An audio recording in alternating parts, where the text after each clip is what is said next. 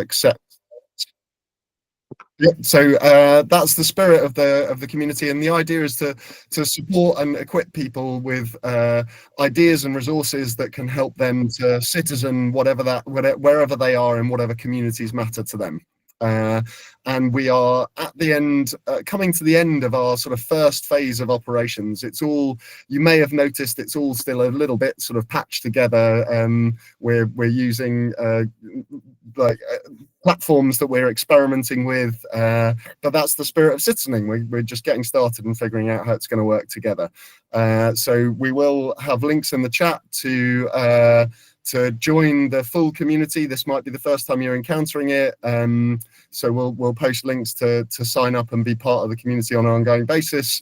There's not a whole lot more for this year. We're as I say, we're coming to the end of our first phase of operations, and we're going to be going into a bit of a learn and reflect space, and then going forward into the new year, we'll be announcing how we're sort of shaping things up and moving forward, and so we'll share all of those details. But yes, welcome to the Citizen Collective. You are part of the gang, and it's lovely to have you here. And so without further ado, I'm going to get Tamsin to pin Sophie instead of me, and we will be taken into the world of democracy fitness. And then the plan is we're gonna go straight into it, because that's what these guys insisted on us doing. And then we're going to talk to them a little bit about where it's up to, what it is, where it's going, what we can learn from it, and what more we might do with it. And then they'll probably throw in another exercise, and then we'll wrap from there. So that is the intention. If you have questions at any point, post them in the chat. Heather's going to be coming and sort of leading the conversation in a minute, and I'm going to shut up. Over to you. Wow, thank you so much. Are you ready for democracy fitness training this Friday? If you are, please move a bit, because as John just said, democracy fitness is not about talking a lot. It's about being active together, and train your democratic muscles together. So of course we want to give you a sense of what is a democracy fitness training, what is it about, what is the concept about, but also talk a bit about the whole democratic understanding behind it. Why is this super, why does it have so much power, and what kind of impact does it make? So before we dive into all this, I just want to say to you that democracy fitness is a physical format. So we never done it online before, but we think it's amazing that we got invited. Thank you so much to share this concept across the world. And we will try our best to still give you a sense, but to really feel it on your own body, you need to be in a room together with other people training together. Because even though we can see each other on the screen right now, it still creates some kind of distance to really look into each other's eyes. And we don't feel the same energy when we're not together moving around. But I'm glad that you still want to try and get a sense of it. So my name is Sofie. My name is Linea. And we're based in Copenhagen right now. We're sitting in an old garage called the Democracy Garage. And what we do here, we work for a social company called We Do Democracy. And to say in one sentence what we do, we're trying to give more people influence over their own life.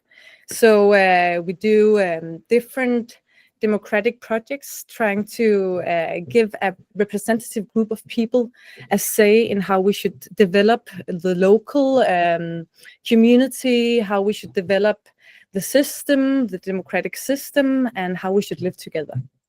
And one part of that job is democracy fitness, and we both run it. And we're both young, I would say. But democracy fitness is for everyone, all citizens. I love that you call it citizen future. Democracy fitness is definitely a part of the citizen future, because it's about how how we should participate in a democracy and what it requires to participate. But before we say more about it, we will do a little warm-up. And now, I don't know how much you know about democracy fitness, but at the moment we have 10 different muscles, 10 different training programs, and one of them is active listening. And I see that you're all very good at listening, because yeah, from the faces I can see, you look it looks like you listen actively. But since we, for the next maybe 20 minutes, will talk and have a conversation about democracy fitness, you of course need to listen actively. So so this is where we start. And normally it takes half an hour to do one training, to train one of the muscles. So normally it would take half an hour to do the active listening training. But for now, we'll just give you the introduction. So why is active listening important? And you will try the first part of it. Normally it has 3 parts, but you will try the first part. So before we start, normally when we do a training, we always frame what are we going to do now together? Why is it important to train this muscle? And just to say a bit about why is active listening important in a democracy. It's important because to actually understand each other, we know we're all very different. We need to be able to listen to each other. And there is a big difference between hearing what others are saying and actively listening to them. So if we have a good active listening, we can activate our openness, our curiosity, and this leads us to understand more perspectives and understand people who are different from ourselves. So maybe you can just reflect 10 seconds. You probably think you often listen to others. I would say that myself. But often, but what we can question ourselves is how often do we actually understand and remember what we just heard? And how often do we think about it afterwards? So to listen actively is to open up. And in doing so, we activate our curiosity as well. So in a democracy, all our voices must be heard, which means we need to be able to listen to different people. And this was the very short part of the introduction. And now Linea will take over and facilitate the first part. I will. So, welcome to my training room. My name is Linea. I'm going to be your trainer today. I have these cones. So, now you are in my training room. And in my training room, there is room for everyone. And you need to remember when we train our muscles, it can be a little bit hard. So, it's okay to feel a little bit of oh, I can hear myself. There is an echo. Yes, thank you so much. So now we will squeeze this exercise down. So I will ask Sofie one question and she will tell her story for 1 minute. And then you have to listen to her. Okay? So now I want to either you stand up or either you sit down. Take a deep breath. Feel comfortable. Where are you sitting most comfortable? Maybe you need to find your right to sit. And now I want you to close your eyes, and you have to have closed eyes for the next 4 minutes. It can be difficult, but I want you to stay in this training room with me and just relax. Rely on me and I will guide you through this training. So now, please listen to Sofie's answer. So Sofie, tell us more about one of your shining democracy democratic moments in 2024. 2024. Yeah. Well, the year is almost over, and when I think about the last year, I've been traveling to many different countries. I've worked with the democratic systems at the University of Copenhagen. I work with the municipality of Copenhagen, which is big organizations, big democratic systems, and it has all been meaningful. But to be honest, what stands out as a shining example is when I traveled to a small island in Denmark. It's a very small island. It's called Fanø, and it was 3 weeks ago. And what I had to do was to do a learning or training course for the youth council over there. And the youth council is, you can say, it's the voice of the youth at Fanø, at the island. And since it's a very small island, it's very different from Copenhagen. In Copenhagen, as a young person, you can every day, you will have options of 50 different activities you can participate in. But on this island, the youth needs to have to make up the activities themselves. So when I arrived, I realized that this group of young people, the youth council, I think they were about 10 young people, they were all a little skeptical. And I sensed that very fast. And when I asked, or when I tried to frame what we had to do, I could see this the skeptical attitude in the face. And I asked, what are your expectations about this learning class? And one of the guys said to me, to be honest, we don't want to be political. We don't want to talk to politicians. We don't want to be a part of adult talk. We just want to do our own things. And we don't want to be trained in how to change things in the democratic system. And I was a bit shocked because these 10 young people are the youth council. And I was like, don't you want to have influence? Don't you have things you're passionate about that you want to change, and changes that require some kind of political change? But I decided to start somewhere else. I decided to start a conversation about what it means to live in a democracy and what political influence means. That being political active as a youth council is about making it clear what is important for young people at the island, at Fanø, and what kind of society they dream for. After having this conversation, they were a bit less skeptical, and then I trained them in one of our democracy fitness muscles called Mobilisation. And then I trained them in activism. And by the end of the 2 days, they had established 4 key issues they wanted to change, and they made a strategy for one of their issues they wanted to fight for, which was about keeping a staff member in their youth house, meaning they needed economic resources from the municipality. And this was so important for them because the house is the only place to actually make activities. So they organized a strategy. They planned for a meeting with the municipality. And yesterday I spoke to them, and this is 3 weeks after.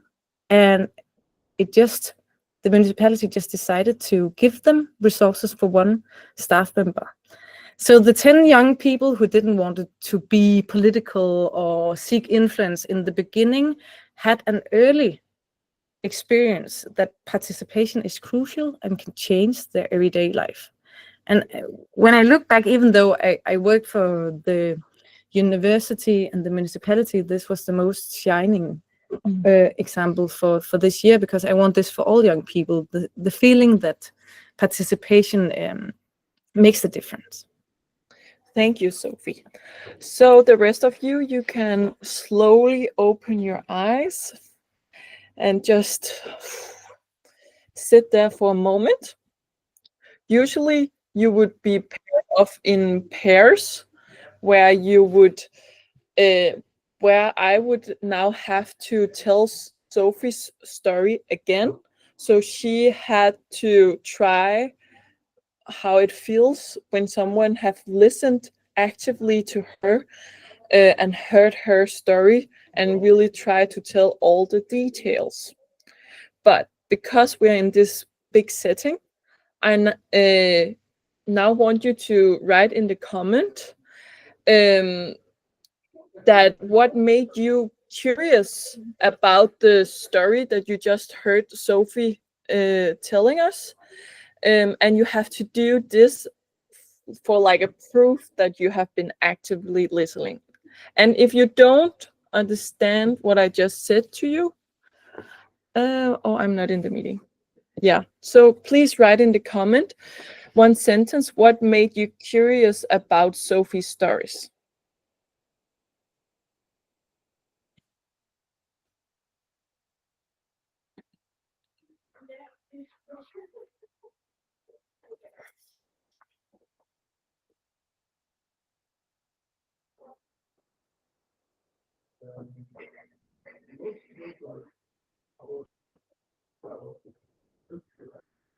We see them come in slowly. We will just give you 30 more seconds.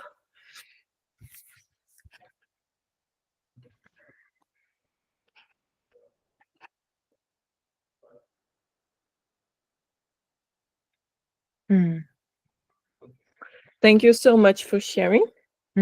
So just to wrap up a bit, because I know it's also hard as a trainer to get a sense of, are you with us? And normally when you stand in a room together, it's very easy to see if you're all with us. But normally we would start by, as Linea did very quickly, trying to relax in our body, because we need to be relaxed in our nerve system to actually open up and to be able to listen actively. And then we give people blindfolders, I think it's called. But since we couldn't give you this, we ask you to close your eyes. And the reason we ask you to close your eyes is to close down other senses. So you give some attention to where the active listening is in the ears. So normally we would ask, now Linea asked me this example about a good memory from a year working with democracy, but it could be another question. It could be tell about a nice experience you had recently. So as a trainer, you can ask another question, and then there are some rules. So you tell them you have to listen for 1.5 minutes, and you can't stop, interrupt, or start asking questions. You need to be you need to be silent and listen for 1.5 hours, and then we switch, and then the person who just listened have to repeat what did I just hear from this story in 1 minute. Yeah, and then we switch. So that's the first part of active listening.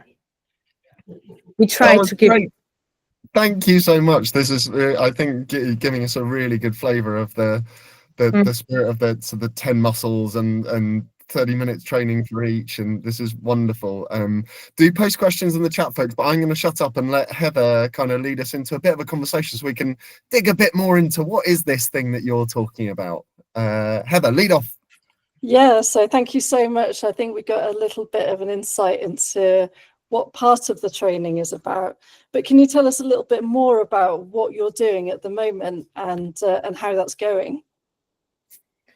Yes, I would love to, but first I would really much love to start with the beginning of how we founded Democracy Fitness and how it all started, because in Denmark we have this democracy festival called Folkemøde, and in 2017 our founders Saga Elvang, Katrine Krone, and Trine Demand were attending this democracy festival. And at this festival, like most of Denmark comes, like the high politicians, like high school kids, organizations, NGOs. So it's all part of like the Danish society comes and join us on this like little island called Bornholm in the start of June. But when they were there in 2017, it was like all the events was only debates with men in black suits. So you couldn't really feel what the democracy like was, or like you could only sit down on your butt and just listen and maybe ask a question here or there. So then they were like, oh, what can we do to really get more, like, this is a democracy festival, there are so many nice people here, but where is like the people, how can they be shown, and what is actually the democracy like in our everyday life? And then someone said, oh yeah, we really need, like, democracy is something that you need to train. And that was the first time that like this training thinking of democracy was made. And later on they were like, oh yeah, what about democracy fitness? So it was really just popping ideas, but from a stand where you will really like, oh, we need to show more of what democracy really are to others.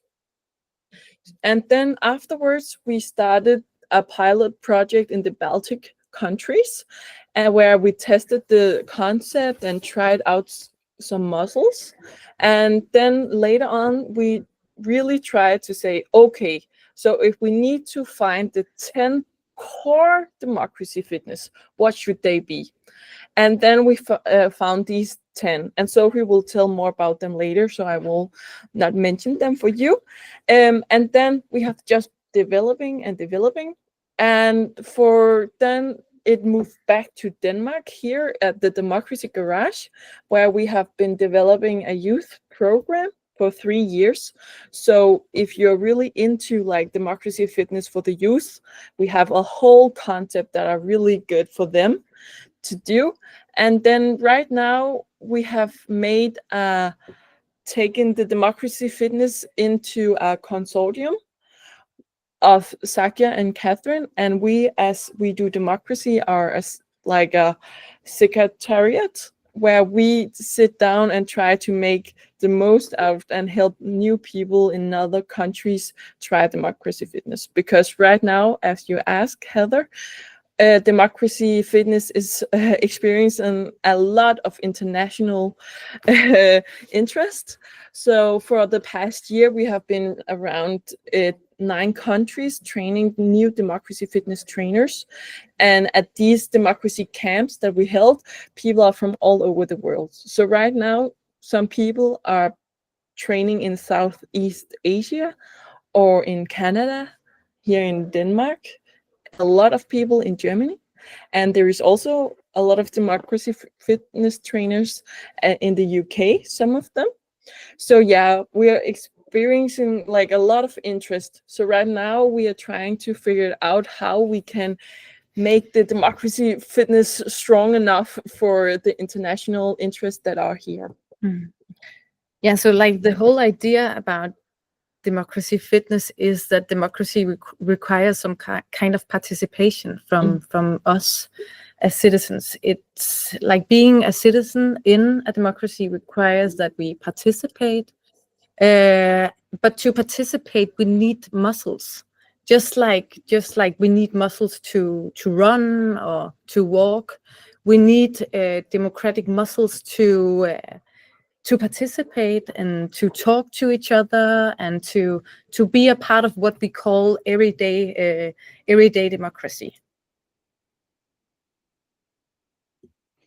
That's brilliant. And can you share with us what the results have been? We heard a snippet, didn't we, about the youth on the island who managed to get their resource that they needed. But what have the other effects been that you've seen from your work? Yeah, so we did an evaluation after we had a 2-year of a youth program in Denmark, where we trained over 10,000 young people. And it's not only a youth program, but this was what we got funding for in the beginning. So it's a program that can be used in many different rooms with different ages, with different generations together. But what we have findings for right now is that it has a huge impact on people's democratic self-confidence. So I know this, you might be from many different countries, but at least in a Danish context, and I think we'll see similar patterns in other countries.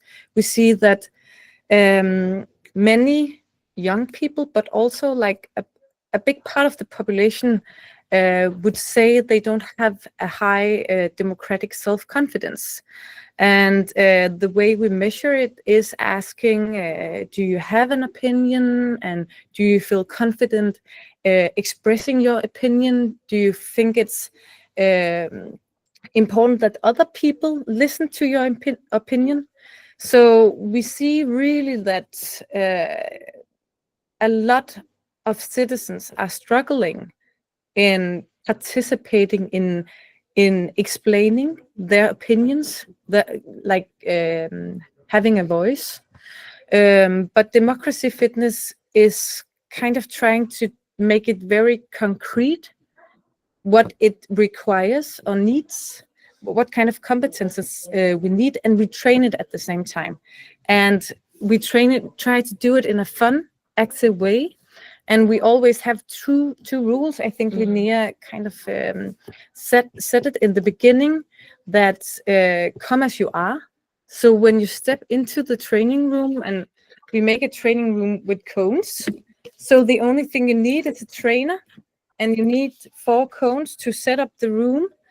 And then you set up the room in an empty space, and you step into the room with your body, and you walk around in the room, get a sense of it, while the trainer is explaining. In this room, we are here to learn and to practice together. And when we practice, it can be tough and it can be hard, but that's a good sign. As when we go for a run and you can feel it hurts in your leg, this is because you are getting stronger. And we're here to fail together because this is a training room.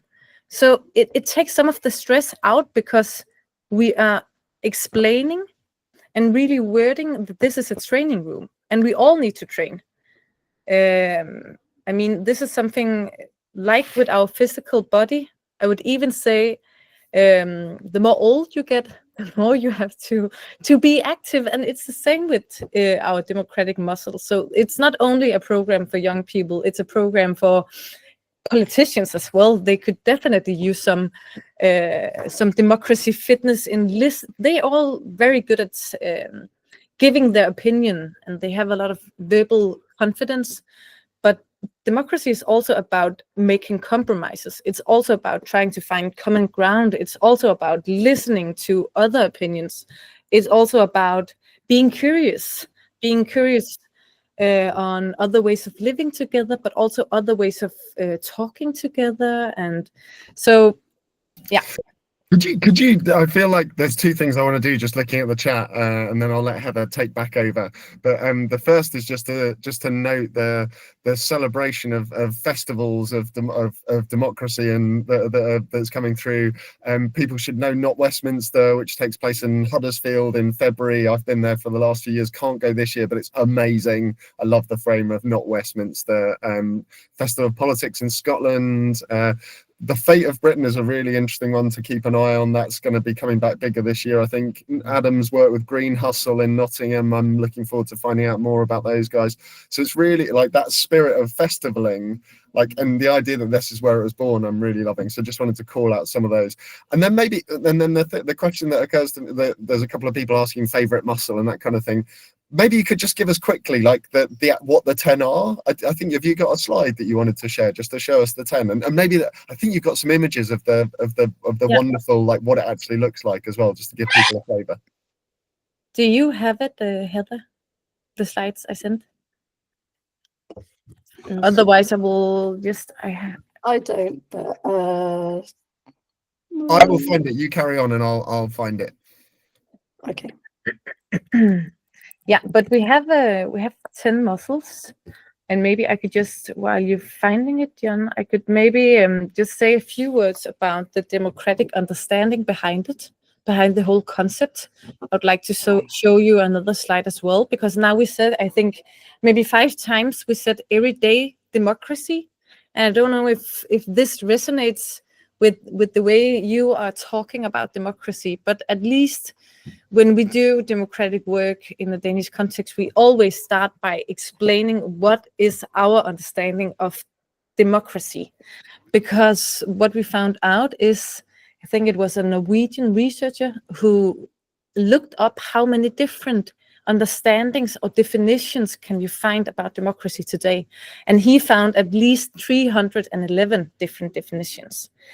And we need to have a common understanding of what democracy is to actually develop it. Yeah, so this is our understanding of democracy, and then I will go into the muscles afterwards. So just very quickly, our democratic understanding, and this is where democracy fitness is developed in, is that democracy consists of 2 arenas. One is the system, and the other is the everyday democracy, where democracy fitness is in. So often when we talk about democracy, we think of the system, which consists of what we could call the democratic infrastructure. So it's our system, it's our election rules, it's our mandates, it's our it's the laws and the rules which forms our society, which forms our everyday life. And of course, it's important that we have a system that really is clear about how can you be elected for parliament, what kind of power do you get, what kind of responsibility do you have when you are a representative, when you represent other people.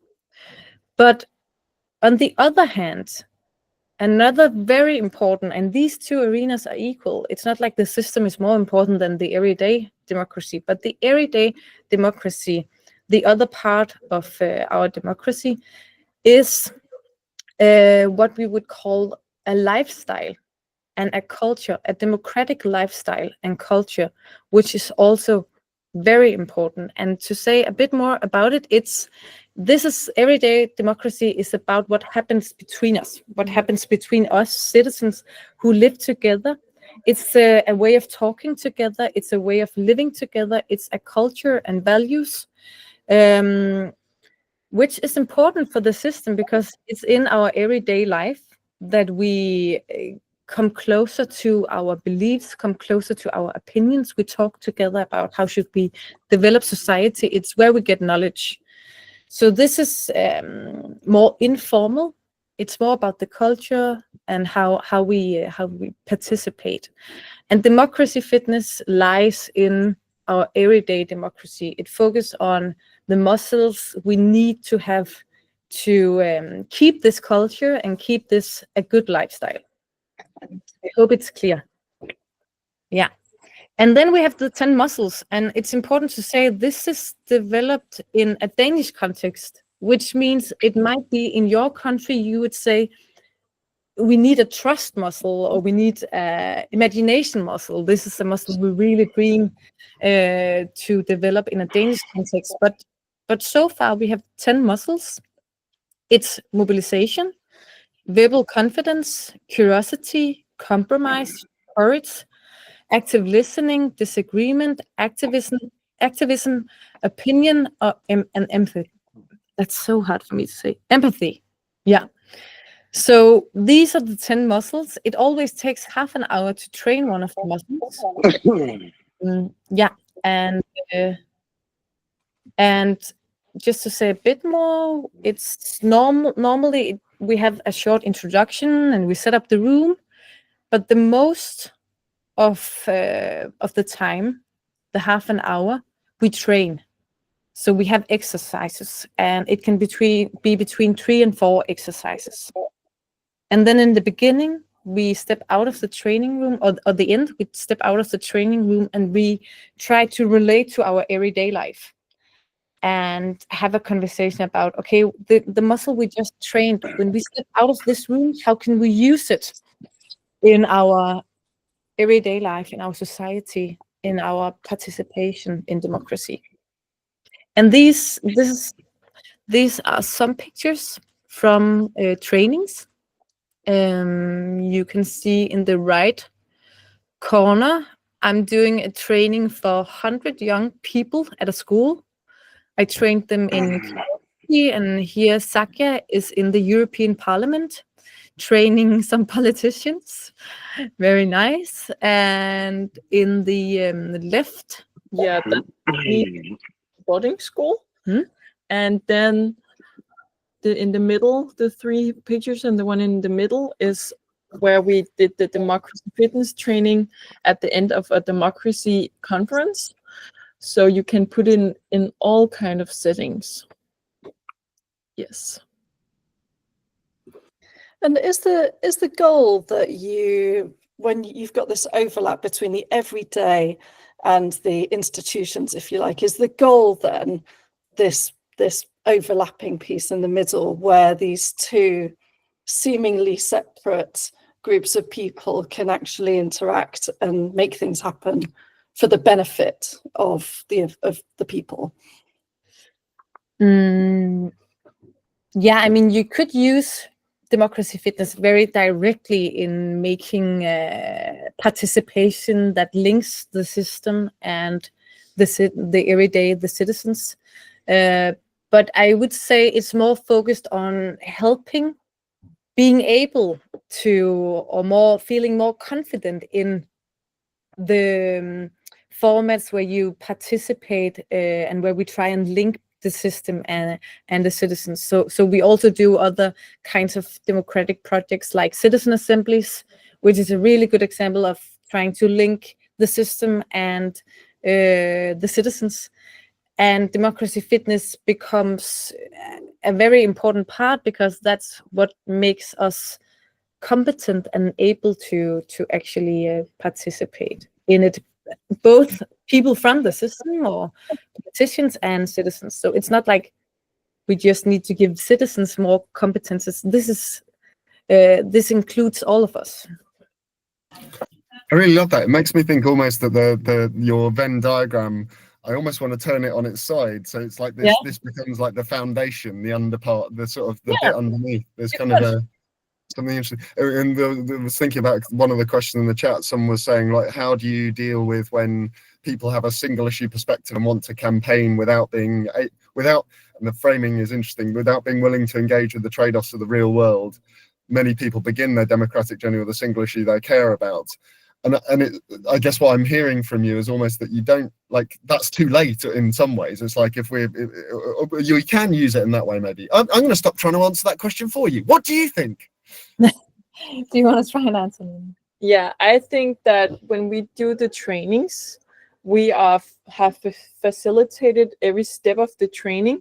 So if you come into the training room with one core perspective, you can have it, but all like the steps of the training opens up for you to try to activate your muscles that you are not used to using. So that will say that it's actually really easy for us as facilitators to handle this kind of people, but it's also the people that often go out of the training room like, whoa, I have learned something new about myself, and oh, what is this? Because they are so used to just having this one course that they will get into. And as you will try in a minute, like when you try mobilization, you can feel like, oh, maybe I need to mobilize myself to get more on board with this so I don't have to stand with it alone. So they also get something with them home that they can use in trying to do something for this course. So we never ever kill any like democratic ideas or passionate things that people are passionate about. We let them be in the room with what they come in with. and that they have like can work with that opinion and try to share it with others, but also try to be exposed for other like opinions, but also have to be exposed for their own democratic muscles and see how strong they actually are, because they will try to stay in a disagreement, or they will try to be in a conversation where people are curious about their opinion, or they will try, like some people, I would say this person maybe have a really, really strong activist muscle. So that's why it's really important for them to learn, oh, I also need to have a mobilization muscle, because if I have a strong activist muscle and I also have a strong mobilization muscle, then you can really move something together. So like it's also like all these 10 muscles, some of us are really strong in something and some of us are really like have really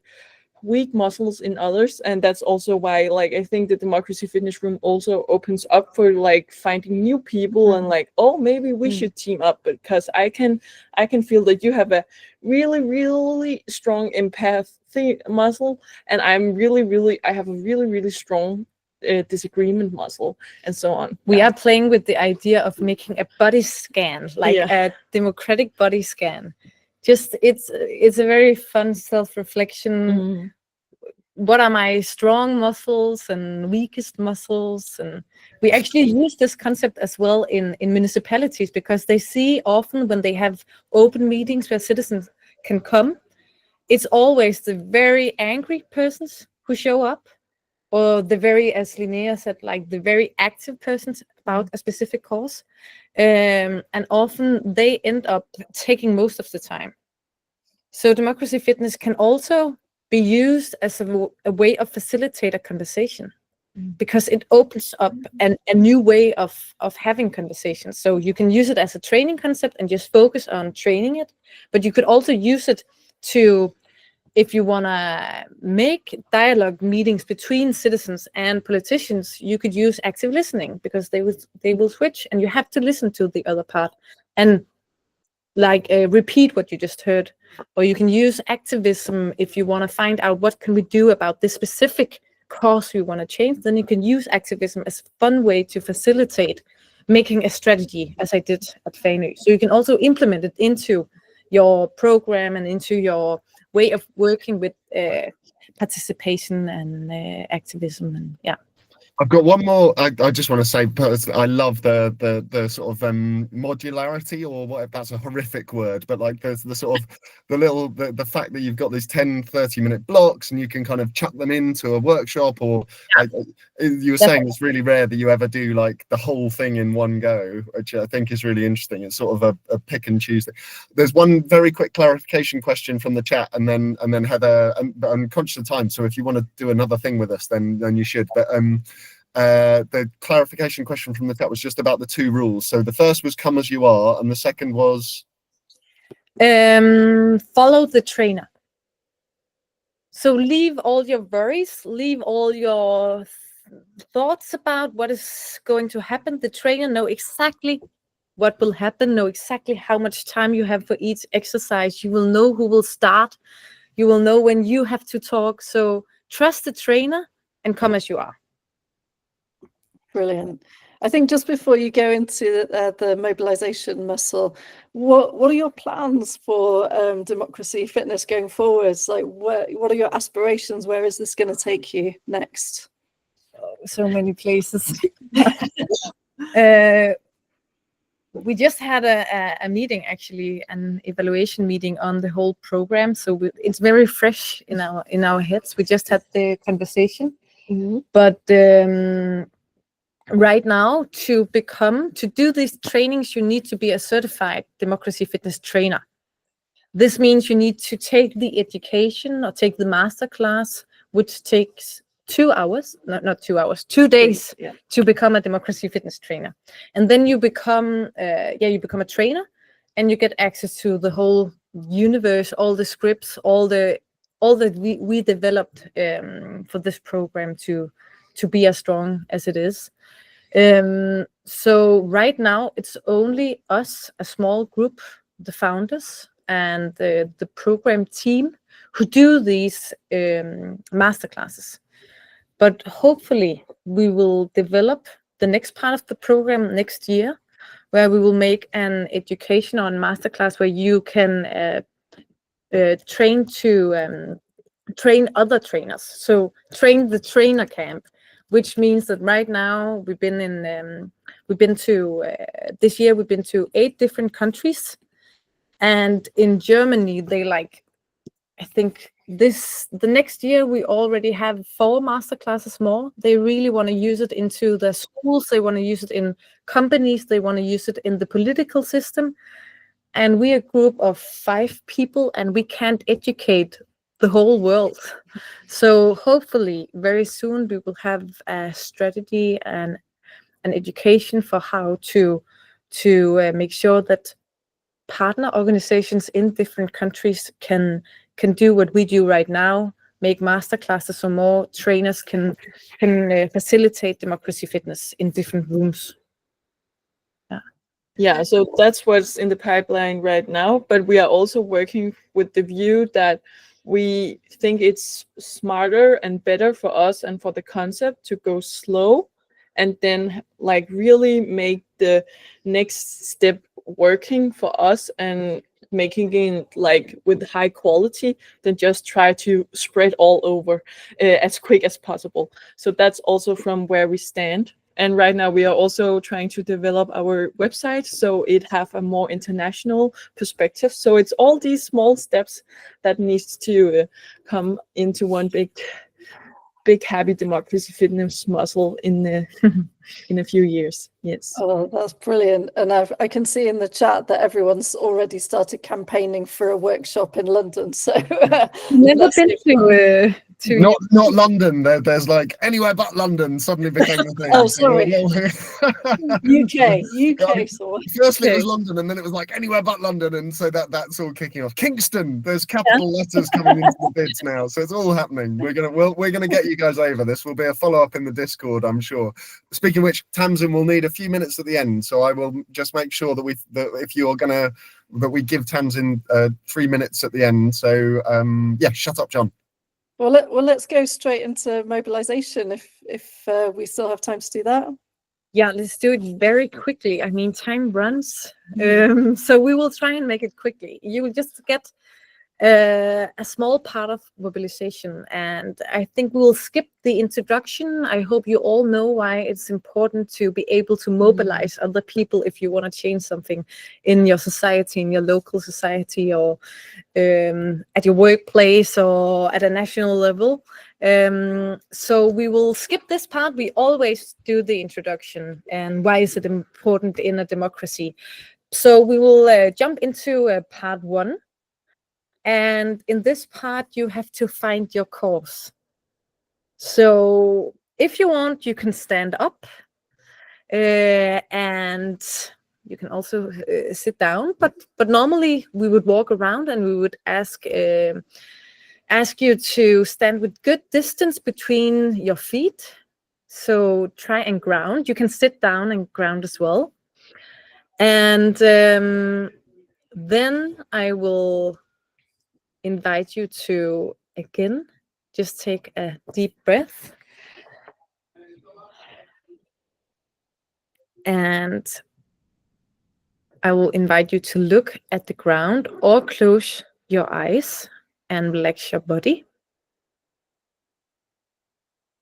And now I would like you to think of a cause or a topic, a theme. And it's something that moves you, something you want to do something about. And it could be in your close circle of friends. It could be at your workplace. It could be at your local municipality. It could be on a national level or global level. This is not important. The most important is that it's something you want to change. And it can be something you have noticed recently or something you've always been passionate about.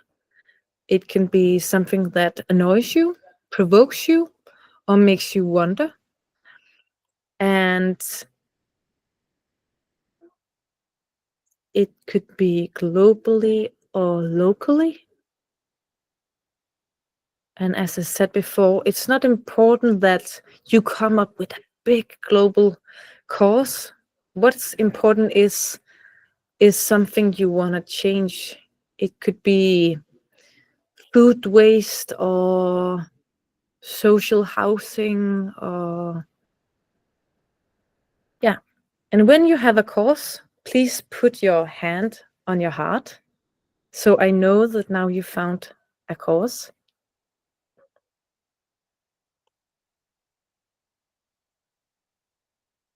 Yeah. And I can't see all of you, but I hope you found a cause. And then please come back to me. You can open your eyes again. And then I would like you, if we have time. Now, maybe we have, I don't think we have enough time, but do we have 2 volunteers who would like to be a part of part 2 so we could at least give an example? And please help me, John and Heather, if you can see people. Gianluca. We might have to stick with me and Heather, I think, because otherwise we'll end up in time. I'm really sorry, folks, and I know this is frustrating, but play that will, because I really want to make sure that we don't, because there's a few announcements to make. So definitely. So we would pair you up if we were in the same room. We would pair you up, and then I would ask you, and now I ask you, John and Heather, to for 1 minute each, maybe we say half a minute each, say I'm passionate about what you're passionate about because. And I would ask the person with the longest hair to start, which means Heather, you will start. So I would like you now to say I'm passionate about because, and your time starts now. Okay, I'm really passionate about helping spread the word about community-based circularity solutions. And this is something that I do with the organization that I work with called Reaction. We started here in the Alps, where we rescue outdoor gear and we patch it or repurpose it or whatever and resell it to keep it in action so it doesn't go to landfill, and to make things more affordable for people. But and I want to help spread those ideas, because although we started with outdoor gear, it can work for anything. And the great thing about it is that it not only keeps things out of landfill and in use, which is something we really need to do, but it brings communities together. Sorry, we'll stop you now. Normally you would have, but John, now I'd like you to say I'm passionate about because. I'm deeply passionate now about democracy fitness and making it happen everywhere, because it's awesome, and everyone's like, when we do this stuff, it's amazing, and it can unlock so much. Nice. So after this, we would ask you to actually ask for help. So you would each ask for help. You would ask, what can I do to actually make this change? And the very nice part about this is that when you ask someone, the other person invests into the cause, and at the same time, it's a very good way of onboarding people on the cause, because if you really want to mobilize people, they need to feel that this is something I want to fight for as well. I'm not doing this because John thinks it's important. It's because I think it's important as well. Yeah, sorry, John. And then you would have to decide which course you would stay with, and you have to skip one of the courses, and then we will continue, and you will mobilize into, in this case, we'd mobilize into 4 or 5 courses, and then the whole group together have to make a slogan and communicate about it, because this is also a very important skill to actually mobilize people. Love it. Get that taste of democracy fitness, my friends. I'm gonna unpin Heather with deep love and gratitude for your wonderful presence and for the Reaction Collective. Everybody check out Reaction Collective. If you don't know it, you should. It was second spotlight call, so you can watch the recording of Heather and Gav talking about Reaction and Citizen Friday. Thanks, Heather. And I'm going to find Tamsin, who's going to give us a little flavour of how you can follow up and stay in this conversation and what's coming next. Tamsin! Hello, thank you very much, guys. That was inspiring, as always. Okay, because we're really short of time, I'm going to rattle through them. I will just put something in the chat with all the links as well. But basically, we have got a forum thread on the Discord specifically dedicated to this call. So you can hop on there and carry on the conversation. And any questions that we didn't get to today, we will try and get across to the Democracy Fitness guys. And then hopefully, if they have a little bit of time, maybe they could either answer them by email, or if you want to join the Discord, we'd love to have you there. Anyone that's new to Citizen Collective, as John said at the beginning, there's a link there for you to add your details to our membership database. That means that you will just stay on our email list, so we can invite you to future calls and trainings and networking events. And the next thing that is coming up between now and the new year, there's one more call between now and the new year, which will be on Monday, UK time, 12 o'clock, I think. But I put a link in there, which we normally do an intro call, but we've decided to try out a slightly new format. The community has been clamoring for opportunities to talk more face to face with each other, so we're going to kind of make that a bit of a community check-in on Monday, pair people up, do some of the activities maybe that we've learned today, and really kind of hopefully go into the holiday period inspired for the year ahead. So yeah, check out all of those links, and if anybody has a problem, you can either reply to the emails that come out from the Gmail address, or drop John, myself, or Heather a message on LinkedIn if you can't get onto the Discord, and we'll sort you out. Thank you. Look at that. Thank you all so much, and I hope some of us can join on Monday, and we will close on time, because that is a rule. The third rule: come as you are, follow the trainer, finish on time. We thank you so much. Have great Christmases. If we don't see you, come join. Citizen Collective is going to be going on strength to strength in the new year, so we'd love to see you all again. Bye. Thank you so much, Sofie and Linea, as well. Thank you. Bye, thanks.